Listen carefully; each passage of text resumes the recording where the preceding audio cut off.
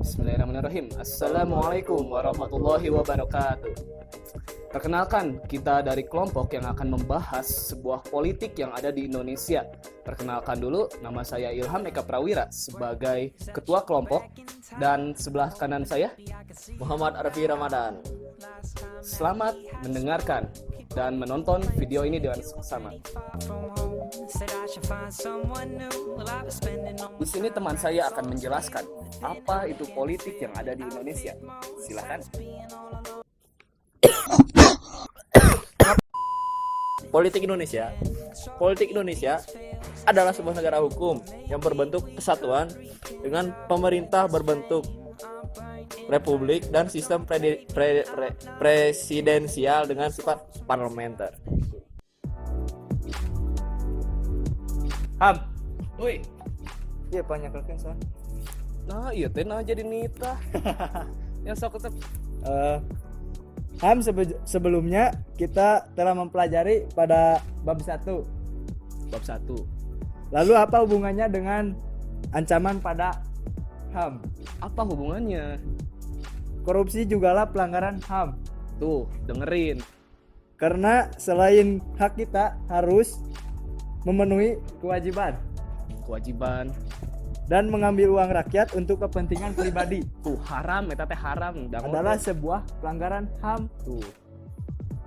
Lalu manipulasi suara dan pemilu jugalah pelanggaran HAM. Karena suara rakyat yang merupakan hak mereka telah dilanggar.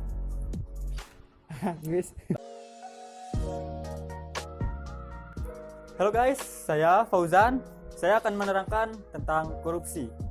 Korupsi itu adalah sebuah ancaman bagi politik di Indonesia. Kenapa? Karena korupsi mereka mengambil uang rakyat dan negara untuk kepentingan pribadi mereka. Dan itu bisa menyebabkan masalah yang sangat serius dan fatal untuk negara ini. Bisa juga menyebabkan inflasi, yaitu jatuhnya mata uang kita di internasional maupun di lokal.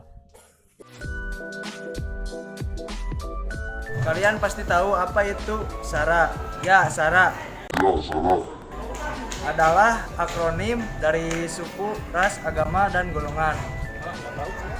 SARA adalah pandangan atau tindakan yang didasari dengan pemikiran sentimen mengenai identitas diri yang menyangkut keturunan, agama, bangsa, atau kesukuan dan golongan. SARA juga sama dengan rasis.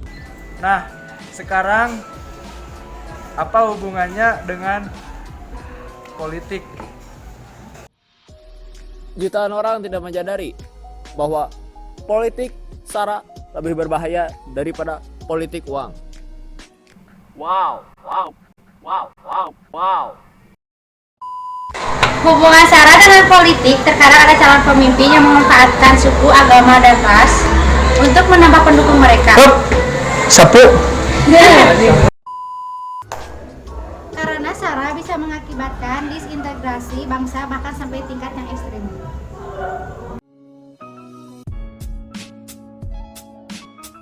Oke, Assalamualaikum warahmatullahi wabarakatuh. Saya di sini akan menjelaskan tentang apa tantangan dalam politik di Indonesia.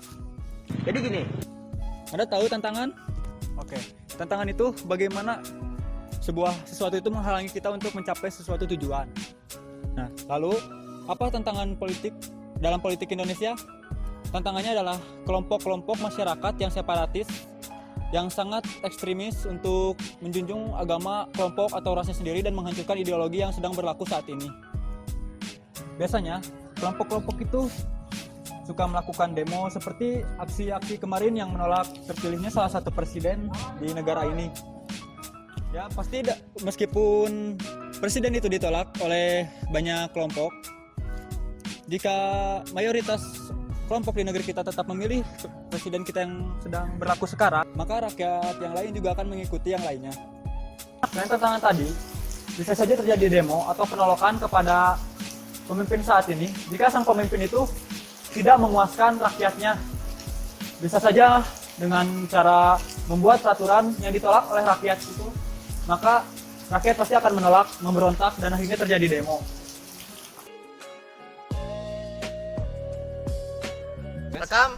Rekam. Terus direkam ya? Kali ini saya akan membahas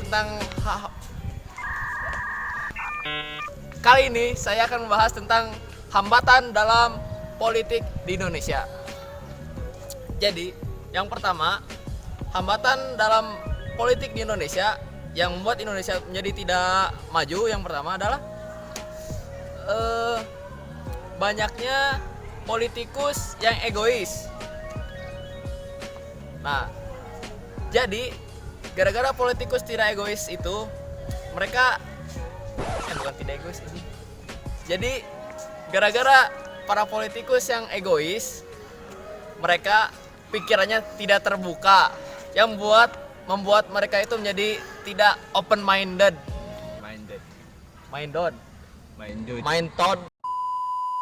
Yang kedua, hambatan berpolitik dalam hambatan politik di Indonesia yang kedua adalah money politik, atau yang disebut dengan permainan politik uang.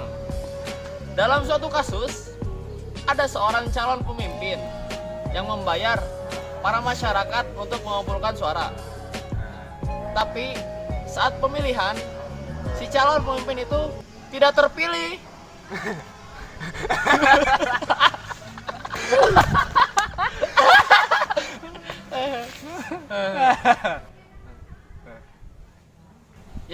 Gitu ya. Itu contohnya. Pokoknya ya sangat merugikan Indonesia.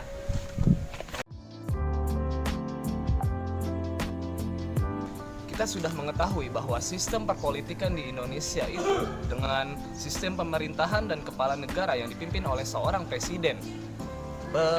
Pemimpin negara yang dipimpin oleh seorang presiden itu memanglah epic, legend, mythic, bahkan mythical glory. Tapi pernah nggak sih lo lihat ada sebuah negara yang di dalam suatu negara itu terdapat negara lagi? Contohnya di Indonesia ini. Kita lihat akhir-akhir ini ada dua kerajaan yang baru yang ada di Indonesia.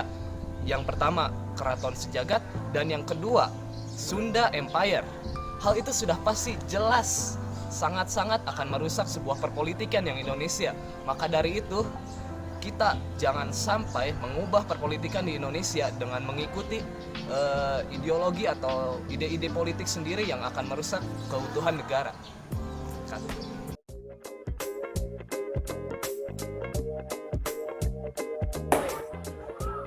Kesimpulan poin yang dapat kita ambil ialah 1, ancaman.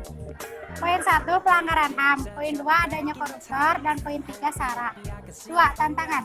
Poin 1, adanya kaum separatis. 3, hambatan.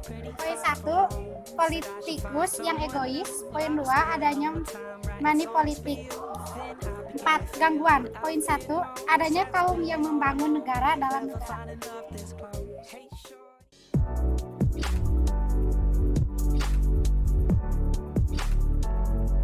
Setiap manusia sangatlah menyukai tempat-tempat yang tinggi, maupun itu tempat yang biasa kita datangi seperti gunung, angin, bahkan langit, dan juga kedudukan posisi suatu jabatan. Namun, setelah kita mencapai tempat tinggi itu, bagaimana kita berperilaku? Apakah kita menjadi seorang diktator, ataukah menjadi seorang yang demokratis, seperti yang seharusnya dilakukan di ideologi kita ini, yaitu adalah ideologi demokrasi Pancasila.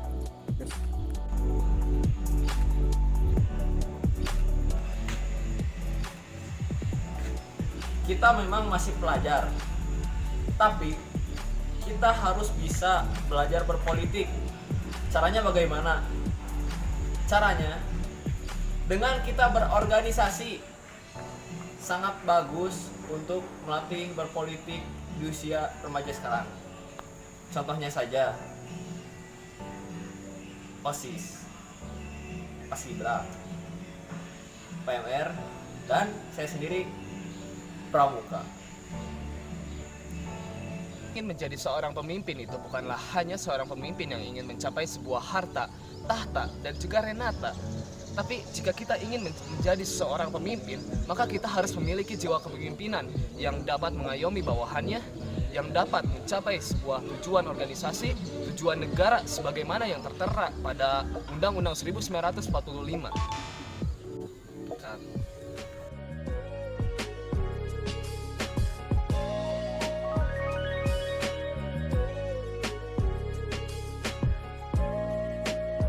SMA Maju bersama, hebat semua.